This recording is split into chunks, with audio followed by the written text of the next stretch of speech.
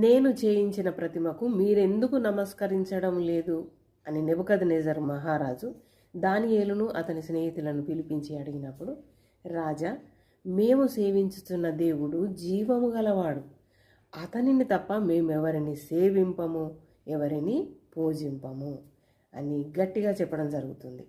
మరి అలా చెప్పడాన్ని బట్టి రాజు వీరిని తీసి అగ్నిగుండంలో పడవేయండి అన్నప్పుడు, రాజా, మీరు ఎక్కడ వేసినను అక్కడ నుండి సహా మమ్మల్ని రక్షించగల సమర్థుడు నా దేవుడు అని, ఒకవేళ రక్షించకపోయినను మేము మాత్రము ఈ ప్రతిమకు మ్రొక్కము అని చాలా గట్టి స్టేట్మెంట్ దానియేలు ఇవ్వడం జరుగుతుంది. దేవుని బిడ్డలారా, ఈ లోకంలో ప్రయాణిస్తున్నప్పుడు ఇలాంటి సందర్భాల్లో వచ్చినప్పుడు మరి నీవు నీ దేవుని వైపు నిలబడి ఉంటున్నావా, లేక లోకం కొరకు ప్రక్కలకి మొగ్గుతున్నావా?